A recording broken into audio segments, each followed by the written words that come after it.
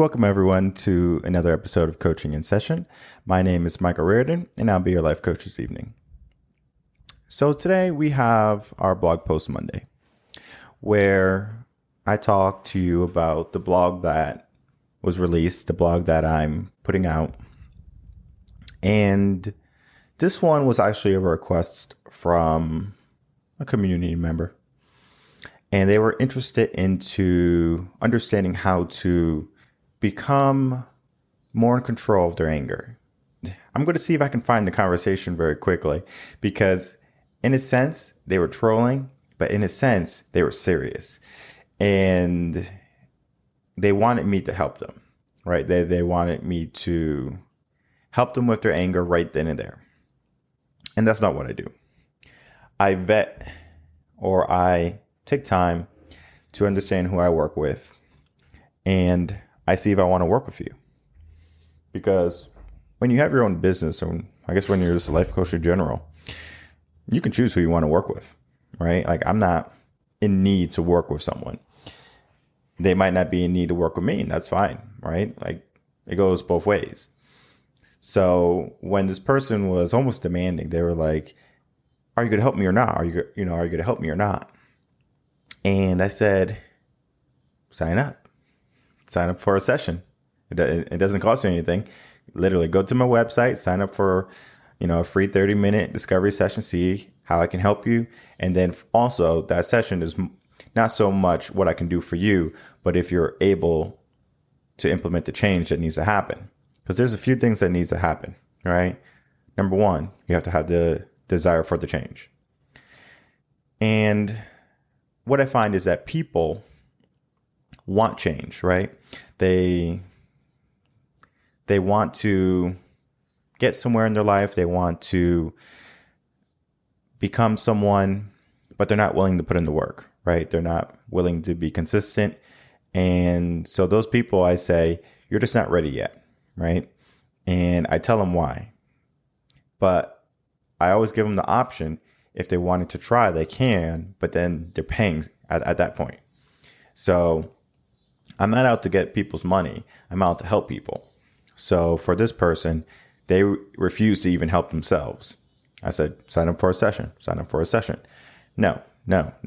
Okay, well, I said, the best thing I can do for you is I can create a blog, right? I can create some type of guide, some article where you can read and understand what steps you need to do.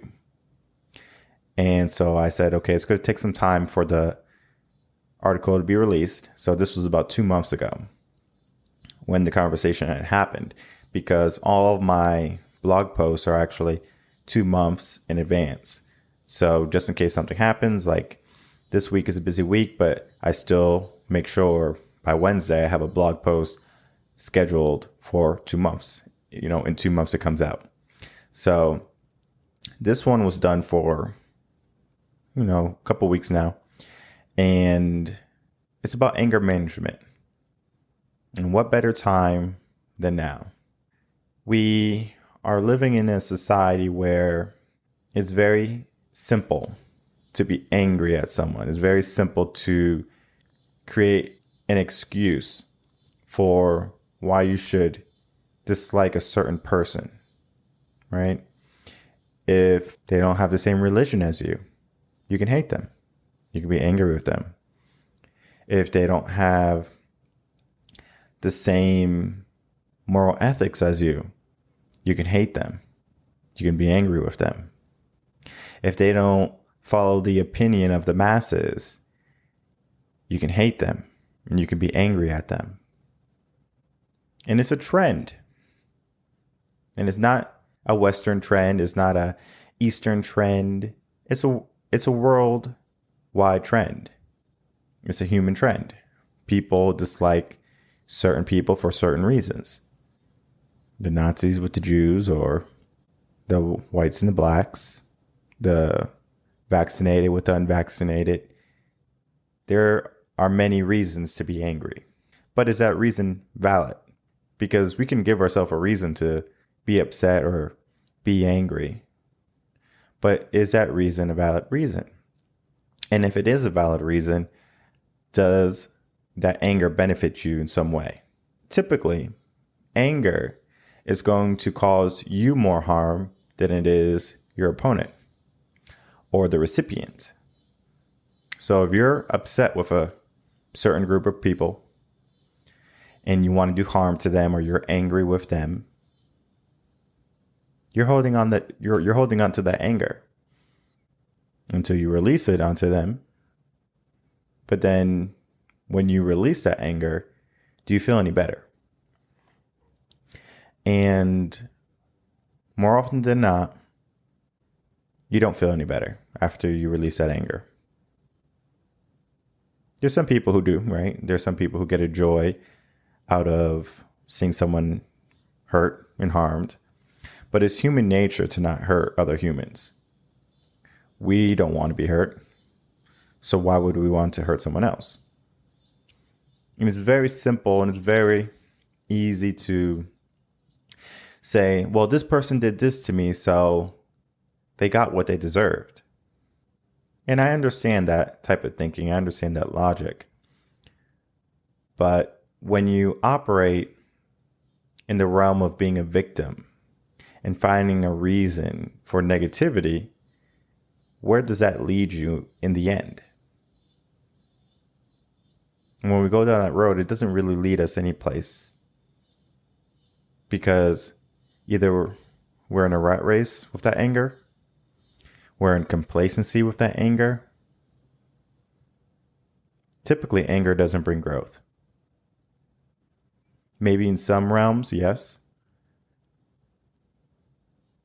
But it acts as a weight, an anchor, where it becomes difficult to move, difficult to feel.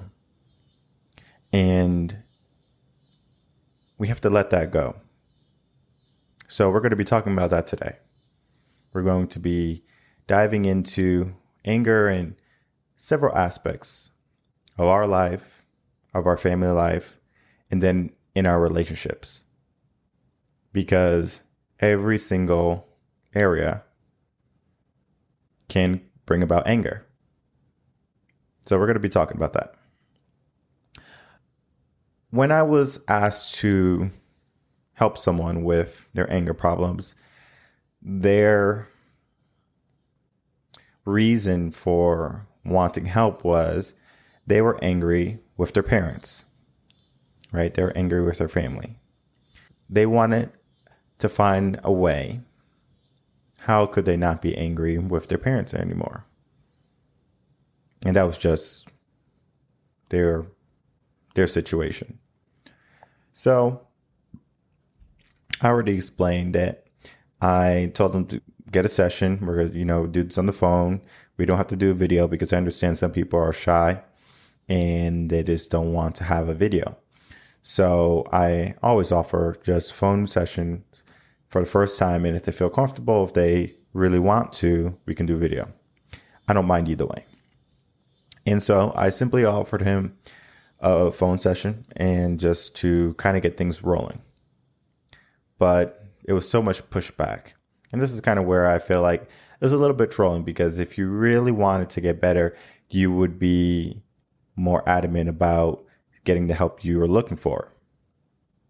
But he wasn't. And you can tell in the conversation, he was getting frustrated, more angry. But it wasn't angry at the parents this time. It was angry at me, a random person, a person he was seeking help from. Now he's becoming angry because he's not getting his way. So if we don't get our way, can we be angry? Can we just flip a table, throw a plate, curse up a storm, and think that's okay? Maybe, right? But at some point, you need to be able to control that.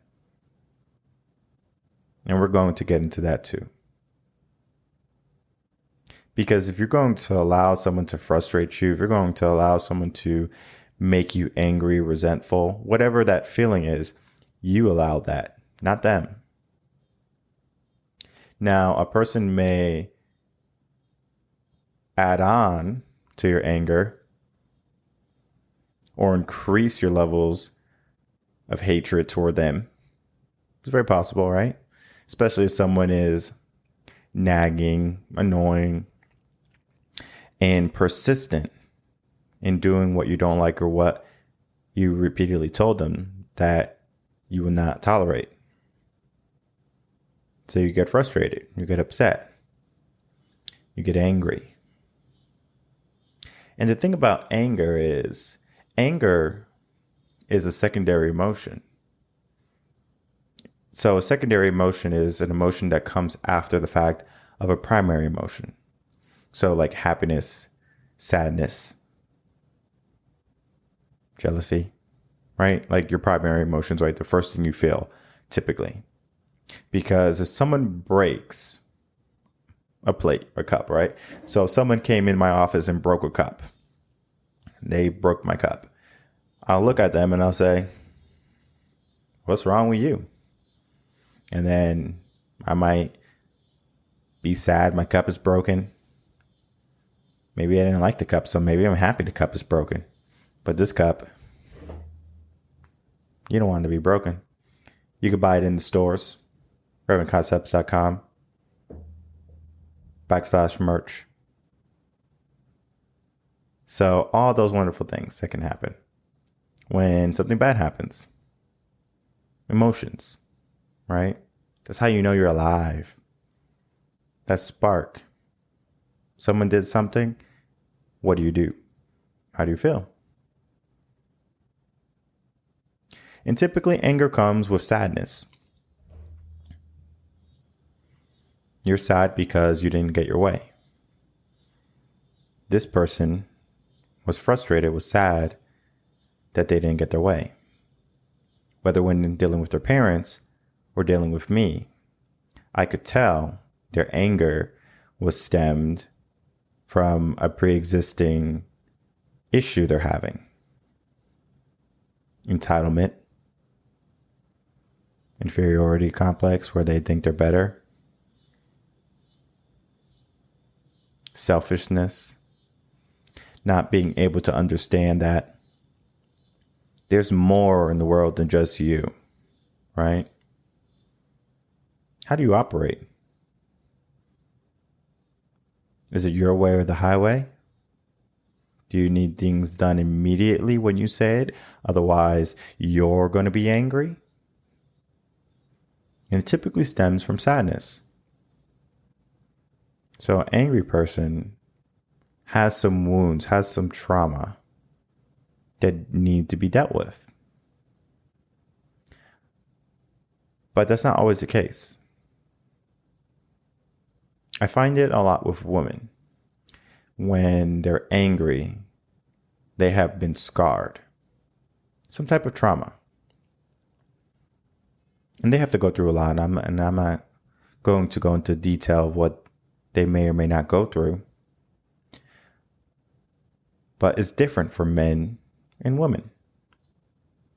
Men are capable of great violence, and they'll be fine.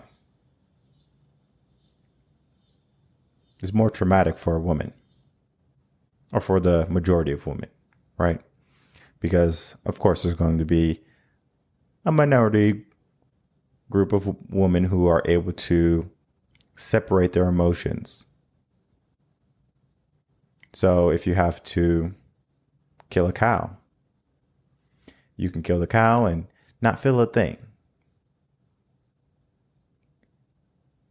But then there's the case where if you do it to eat, to survive, you feel bad. Sounds wrong because that's a life. I mean, you took a life. That's why we have our vegans and our vegetarians, people who are against animal cruelty, slaughtering of animals to eat them. It's a realization of that and a little bit of being more healthy. So if men are capable of being more angry, than a woman. How can we control it? Because it's almost inbred in our DNA to go hunt, to go provision for the family, protect, provide at any cost. Doesn't matter how much violence needs to happen. The violence will happen, regardless of the situation. That's why men went off to war. We have women that go off to war too now. But when they come back, PTSD, dealing with that. And it doesn't happen with every man. It doesn't happen with every woman. But life, when you take a life, you feel that because that life could have been yours. Sadness comes in. Anger. And then you have a sense of fear, of being afraid. All of that constitutes and mushes up to anger. But is anger a good thing? Is anger a bad thing? I believe that anger could be harnessed for its power. Because anger is not something that someone uses to cause harm. It can be similar to how there's a debate with guns. People are pushing for gun bans. They're saying there needs to be background checks, or they need, people are not allowed to have fully automatic rifles. Okay. But why? Oh, because if someone wants to cause great harm, it's going to be more difficult for them to do that. Okay. So we're going to limit your round count. We're going to make it more difficult, like California, to reload your AR-15s. Okay. Not a problem. But if someone wanted to do harm to someone, do you think they're going to follow the law? They're not. If someone wanted to cause great harm to people, they would not follow the law. They're already breaking the law, and they're going against their human nature to protect life. So what is it? Is that a good anger, or is that a bad anger? Because maybe they're angry at something and they're going to fight. And they're not going to stop fighting until they die or until they get stopped. And then everyone's angry. And they push for gun control. They push for more funds to help people get help when they need it. But the main problem is people don't understand how to deal with their emotions. So that's where we are. So let's head over to revenconcepts.com and let's get an understanding of what is really going on. So moving over to revenconcepts.com, we have my website, of course. We're going to enter the website. This is for anyone who's new to the platform and the community. Head over to resources, and we're going to head on down to blogs, because we need to get to our most recent blog. And here we have our tune-up series, which is going to be about anger management. And for anyone who's new to the community, new to the stream, new to the podcast, TUS means tune-up series. And tune-up series is going to be the secondary option for anyone who is looking for a life coach, but maybe doesn't have the means to hire one. So if you are not able to hire a coach and you say you want to start some solid work in order to deal with what's going on, then this is definitely the way to go. So tune-up series here. And for anyone who's interested in all the other blogs, everything is archived when you go down. So if you just start here in February 2019, everything is archived. So the first TUS series begins in August of 2019, and that's how you start your self-coaching process.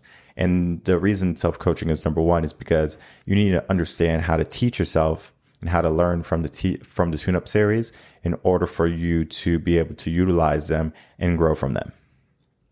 So let's get into our anger management. So when we're dealing with our anger, we have to do several steps in order to categorize it and see what needs to happen. So our first area, we're going to identify why we are angry, what we're angry at. All right. So second, identify why you're angry and then your reason for that anger. 3, we need to understand, is this a good reason to be angry? Right? So the example I gave, someone comes in, they take my cup and they break my cup. Is that a good reason to be angry? I can buy another cup. All right. Now, if they're doing it maliciously, that's a different story. Our next area, can we let it go? Yes or no? So if someone breaks my cup, I say, can I let it go? Yes or no? Maybe it was a gift, right? And sadness hits in because I lost the gift that someone gave me. Maybe that person is gone.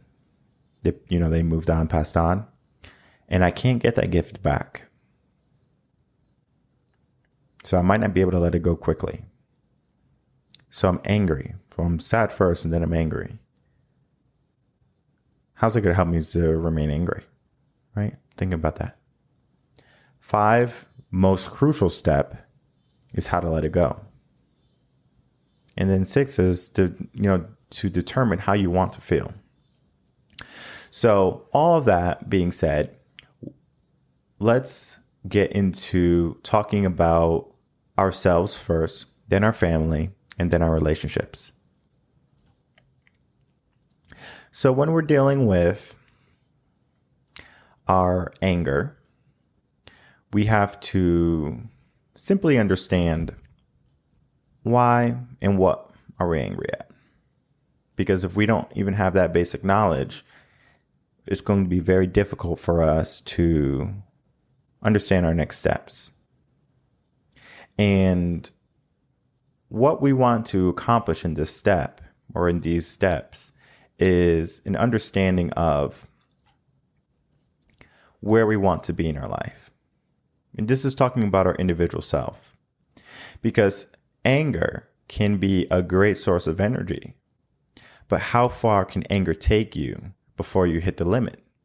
Because there is a limit on how far anger can drive you. And I'm going to give you an example. So when I was in college, something had happened. I forget what. Could have been a girl, could have been school, could have been work. Can't even recall why I was angry. But I remember going to the gym. And I was like, all right, we're going to do chest day, right? So we're going to bench. And we're going to bench a lot. So we put on, 225, bang it out. Right? Let's go 245, bang it out. All right. Well, I'm real angry. I have a lot of energy inside of me. I was like, all right, let's go to 300, right? Let's go 315, heavyweight. And I remember I was trying to lift it and I could move it, but not to my liking. And I'm going to explain that because there's a right way to bench and there's a wrong way to bench. And the right way to bench is so you don't get hurt, right? To use your upper body, not your lower body. And when I realized that I wasn't able to do it with just my upper body strength, I was like, but I'm angry. I feel like I'm invincible. I feel like I can do anything in this world right now. So why in the world am I unable to lift this weight? And I realized at that point in my life, this is in college, it wasn't so much the anger that was the fuel that was pushing me. It was something else.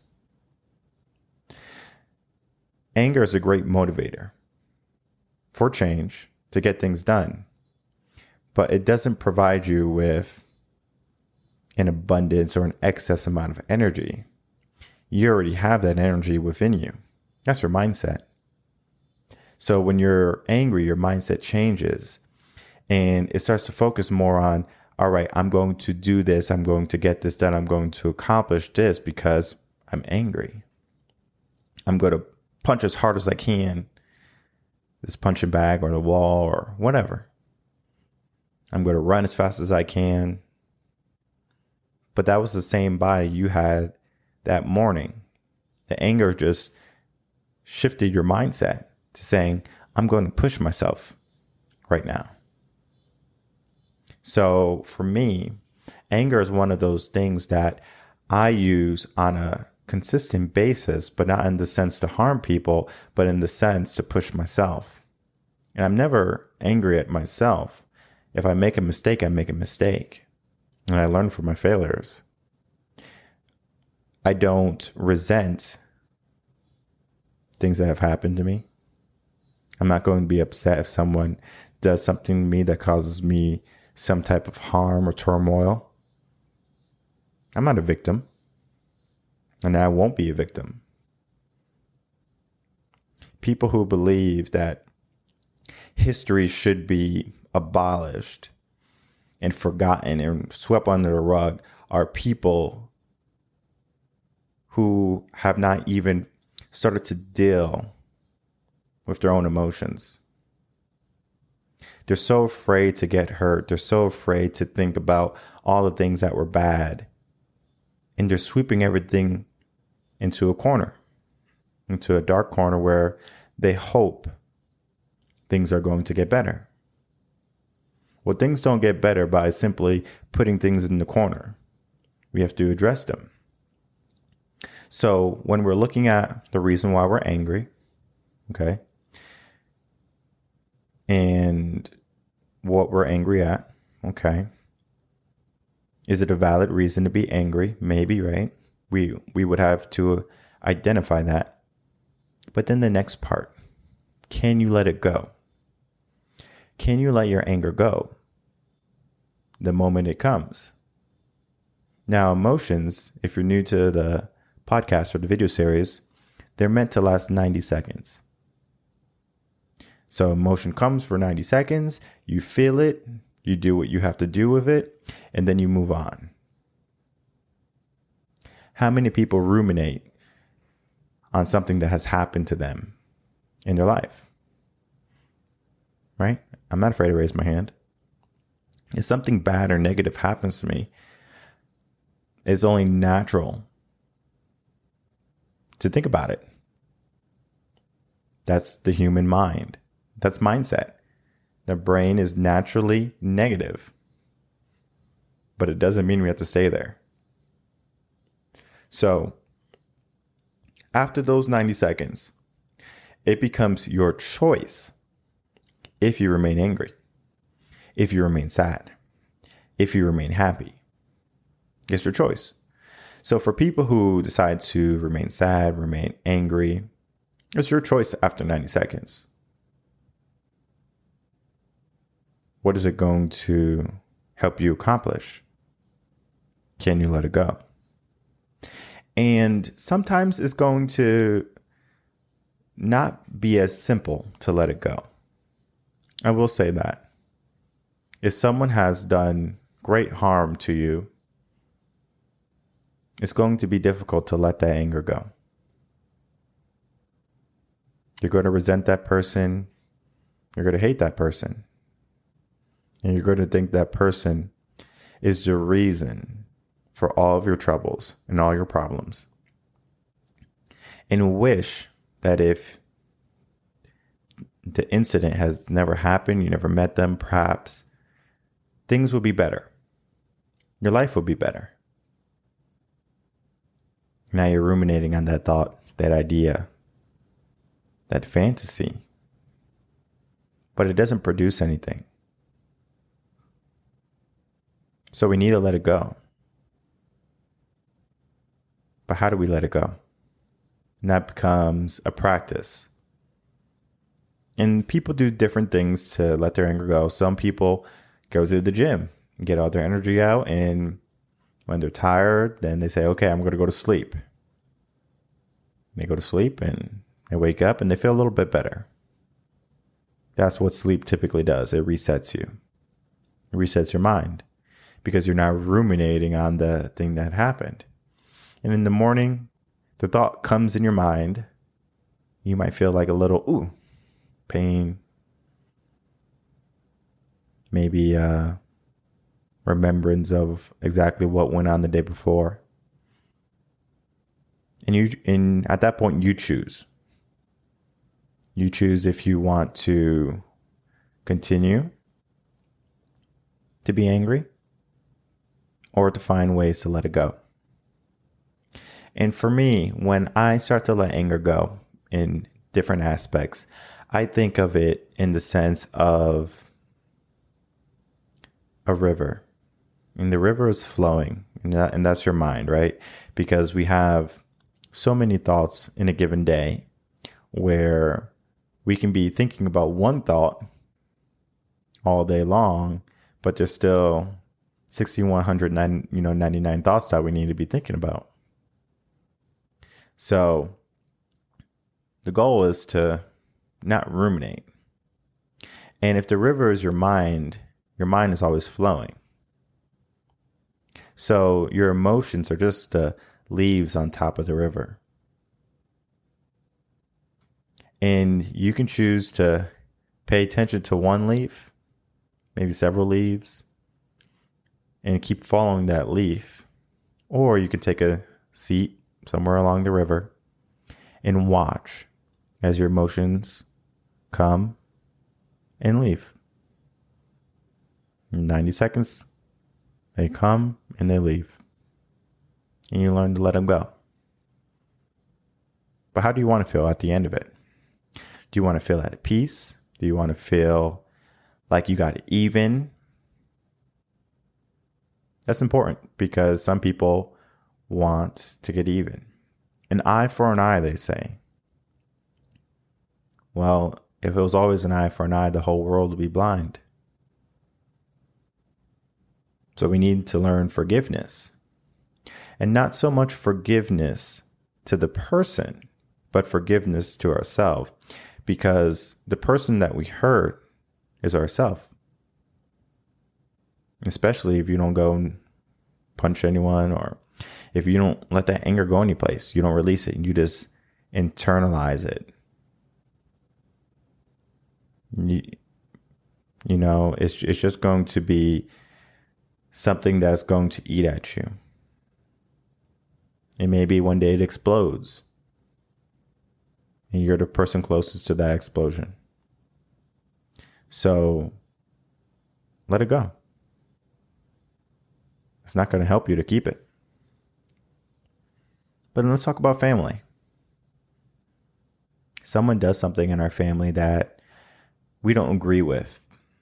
And we have our own belief and we have our own ideas. So now we're angry with a family member, maybe multiple family members. And so we resent them. We shun them and we say, I disown you. You're no longer my son. You're no longer my mother. You're no longer my father. I don't want to hear from you ever again. How many people are in that type of situation where they disown someone in their family for a particular reason, a particular event, and they forego any interaction with the person? And maybe deep down inside, day after, 2 days after, maybe a week or month, you say, you know what? I'm not as angry as I used to be. Can I let it go? I want to let it go. But at the same time, your pride, your ego gets in the way. And you say, no, I'm not going to apologize. They were wrong. It's very interesting. And what I do as a mindset coach is I help people understand themselves more so than the world around them. Because the world around us, we can't necessarily control, but we can control ourselves. So if someone does harm to you, like a family member, what can you do? Yeah, you can punch them in the face, or you can slice their tires, or whatever you're going to do, right? You can do that. But what benefits do you get? It's just going to prolong the quarreling, is going to prolong the problem, the hate. So we want to get out of that process. We want to get out of that cycle because it doesn't produce anything. Growth doesn't happen there. And you just have to identify how you want to feel with that person. Maybe if it's your parents, your mom, your dad, you might say, well, I want to love my mom. I want to love my dad. They make it very difficult for me, but they're worth it. Because when it comes to a parent, the kid never asked to be born. The kid didn't say, hey, mom, hey, dad, this is me in your dreams before I'm even conceived. So I want to say hello. You're going to give birth to me. Thank you very much.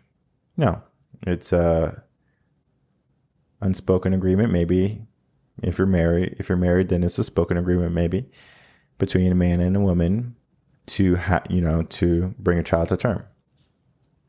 And if that's the case, the child never asked to be there. So there's some responsibility on the said parent for that child because they took the actions. So they have to deal with the repercussions. So the baby's born and parents are stressed. They're not getting any sleep. Baby's up every hour, every 2 hours. It's exhausting. But the joys of parenthood are not simply in those moments of sleepless nights, of angry quarreling with your wife or husband or girlfriend, boyfriend. It's not those moments. It's those brief moments of joy and silence where the baby is quiet and sleeping and everything is good. Because you can get angry at the baby for crying. You can get angry at your spouse for not taking care of the diapers or the crying baby or feeding rituals or whatever. You can get angry with them. But where was the communication? Did you communicate? And when you communicated with them, did you attack them? Because no one wants to feel attacked. Because if you're going to attack someone, their first response or reaction is going to be, I need to defend myself. And you're not going to resolve anything if you're just ready to attack. Because now that person's ready to defend. And maybe attack in return. So how do you want to feel at the end of it all?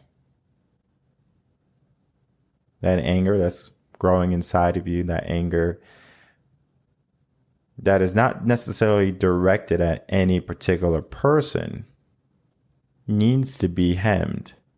It needs to be addressed. And the way you do that is by understanding that you're in charge of your emotions. Can you be angry? Can you be happy? Can you be sad? Yeah. But you have to put in the work. And when it comes to anger for me, I like to think of it as a switch. So if I turn off a switch, my anger is done. If I turn on the switch, the anger is on. But what I've noticed in me, and it might not be the same for you, is that my anger, when I flip the switch on, it likes to stay on.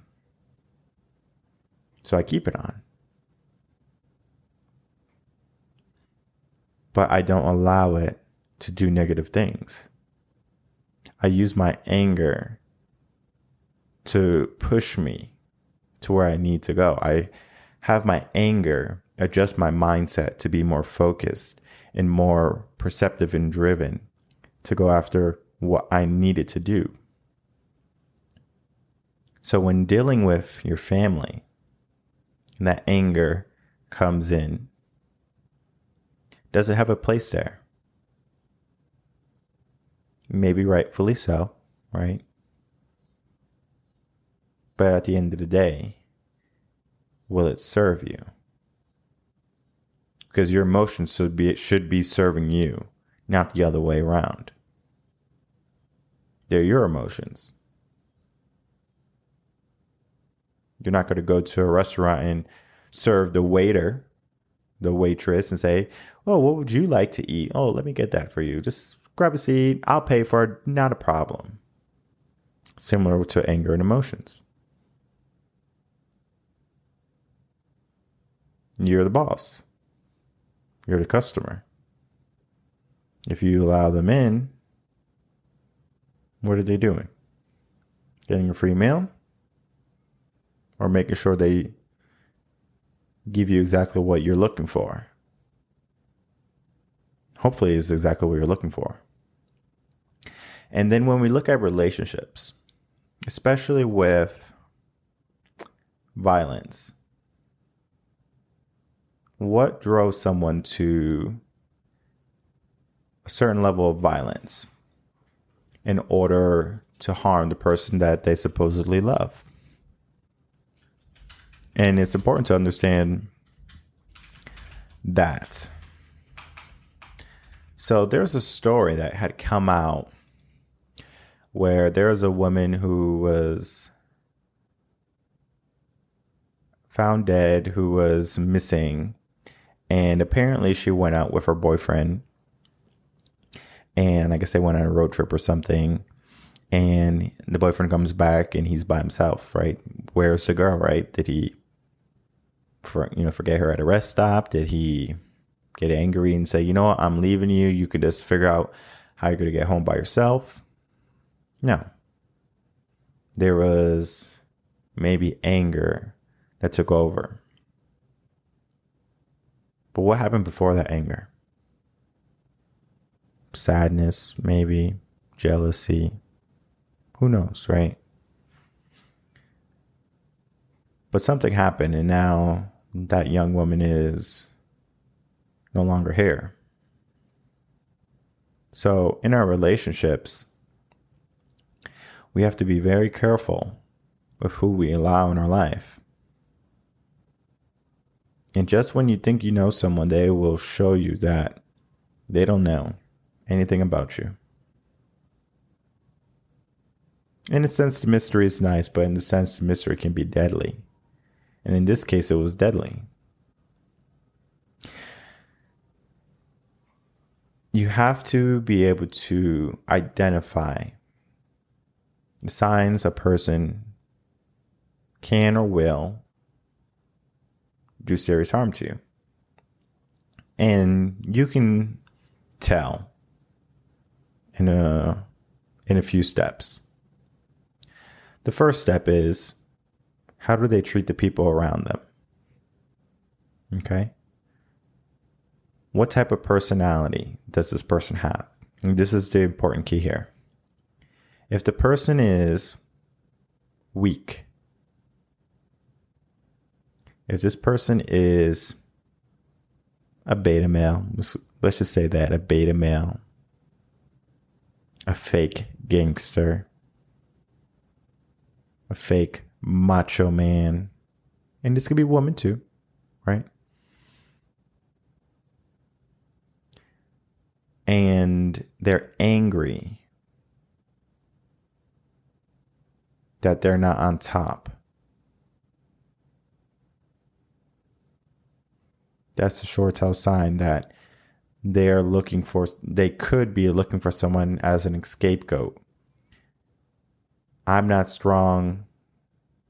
I'm not the number one.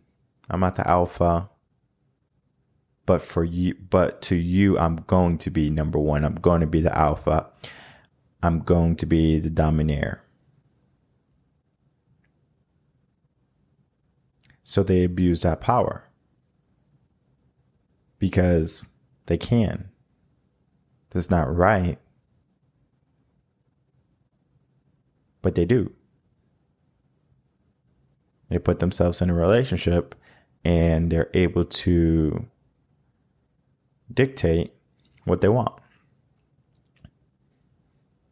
And you can call it toxic, you can call it abuse. But what happens is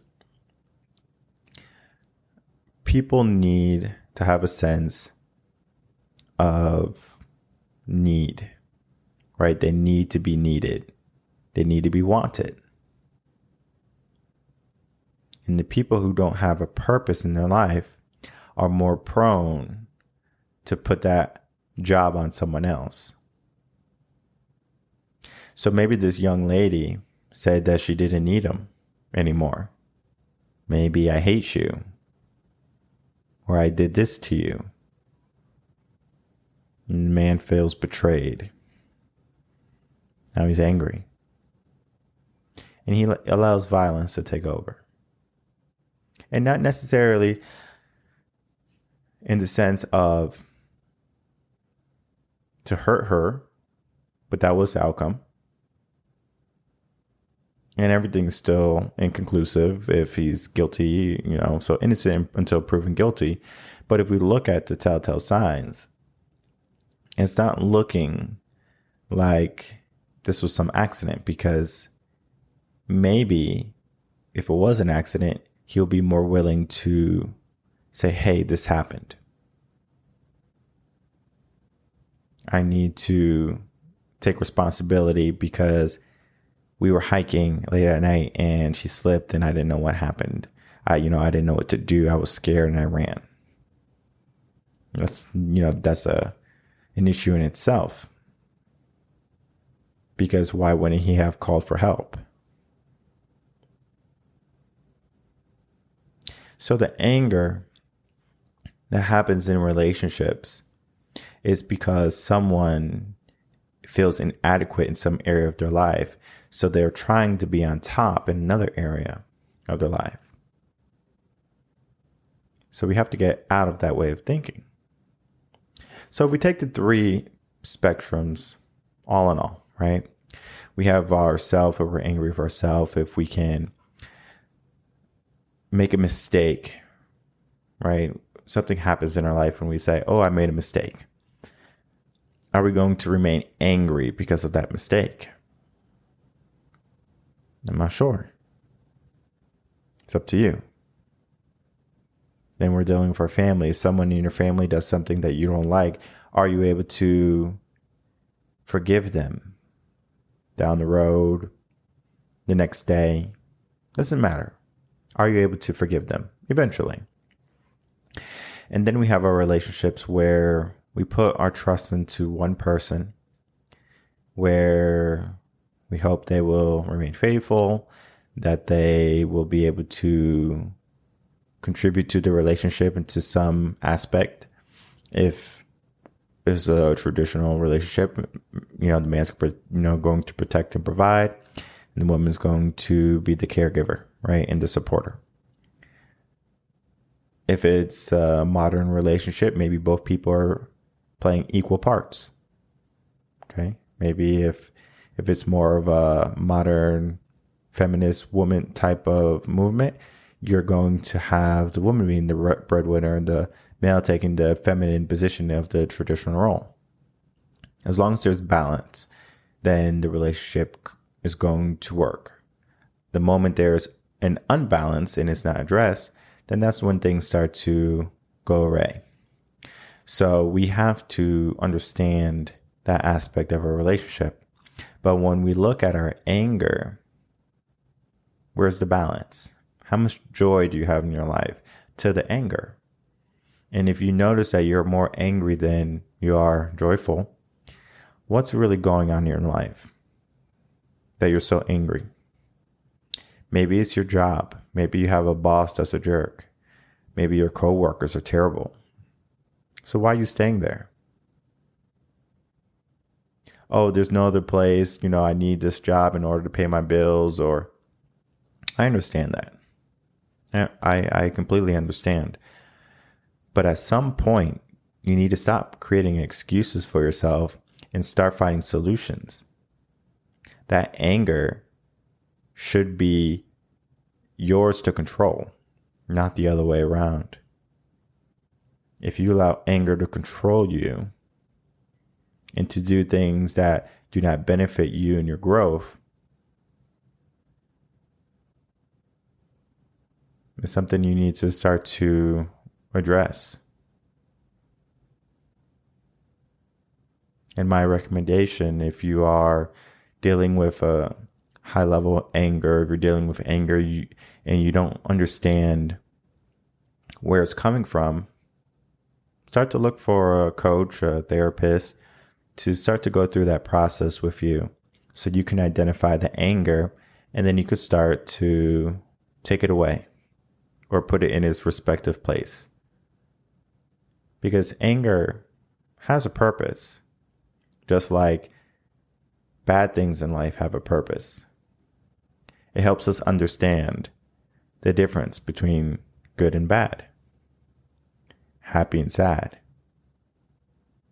You want to learn how to forgive, even if it wasn't your fault. And not to forgive the person so much, because if they do something wrong, let's say like your best friend sleeps with your wife, right? Or your best friend sleeps with your boyfriend, whatever, right? You don't have to be with that friend anymore. You might dislike that person, right? You might be angry at both parties, right? But what benefit do you get in a month, in a year? Nothing. You get nothing. If I told you to give me all your money and I'm going to invest it in stock and you got nothing in the end, you'll be like, that was a waste of time. What am I even doing? You're going to take that money out and you're going to invest it somewhere else. So don't invest your time into relationships that are already said and done. It happened. Okay. But what comes next? That is up to you. And there's a saying, fool me once, shame on you. Fool me once, I won't be fooled again. Similar to how you should operate in the realm of anger. Because if you're going to be angry, okay. If you're going to be angry at a person because they did something, okay, right? But if you're going to continue to be angry at this person, what happened and what is the reason to prolong that anger past the first time? At some time or at some point, you have to realize that you're allowing this to happen. So you might be angry at your partner for cheating on you. Maybe you forgive them, right? And you forgive them and they do it again. So you're angry at them again. And you forgive them again. And then it happens again and it's a habitual pattern. It's not that you're angry at them. It's that you're more afraid to be alone than someone who's going to be in a committed relationship with just you. And I understand that men cheat different than women. We're not going to get into that topic. We can get into it another day. But we're talking about just anger in general. That anger serves no purpose after the first time. Because if you didn't squash it the first time, what are you doing? And you might forgive the first time. Oh, it was an accident. I forgive you. And it happens again. And if it happens again, is it their fault or is it your fault? It's not their fault anymore. Because you gave them the power, you gave them the ability to F up again. And they did. Because you're angry again at the same thing. Now, if someone is learning, if you're a teacher, and someone is making progress to become better,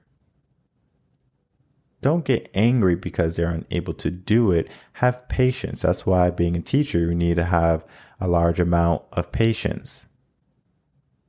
And I remember, I think for my college thesis, it was either about minority teachers or about patience. And I think I probably wrote two. So that whole paper was about talking about patience and how a teacher needs patience in order to be an effective teacher. A coach needs patience in order to be an effective coach, because for my clients especially, I demand greatness. I demand results. I am going to have my expectations at the utmost, and that is the bar for all my clients. There is no, okay, well, you're in this area, so I'm going to go easy on you. Baby, we're pedal to the metal, all the way to the floor, because you've been wasting your life up until now. I will not allow someone to continue to waste their life. And you might go through the coaching process and you might say, "Whew, this is a lot of work. I really don't want to do all this work." And that's fine. Because you have to ask yourself a question. Do you want it? Or do you just kind of want it? And sad truth is, a lot of people just kind of want it. And when you're dealing with your anger, a lot of people are angry for the wrong reasons, because they're just unable to understand their anger should only be there 90 seconds. Their anger is only there to teach them what they don't want, what they don't like in their life. And if they allow something to remain in their life, if they allow someone to remain in their life to continually make you angry, it shows how weak of a person you are. And we're not going to be talking about forgiving, because if you're not going to rid yourself of an idea of a person, of a group of people who are causing you some type of internal conflict, that's your problem. That's your issue. If you have a trauma in your life that causes you anger and you don't deal with it, that's your issue. So Anger Management 101, how to deal with your anger. This blog, a must read. revenconcepts.com/resources to head over to the blog page and to read that content. If you stay to the end, make sure to like, comment, subscribe, share the video with all your friends. If you want a more in-depth look at your situation, you can email me at coachinginsession@gmail.com and just let me know a little bit of your situation, and I can always chime in a little bit. So until then, everyone, I will see you on Wednesday, 7 p.m. Central Standard Time. Until then.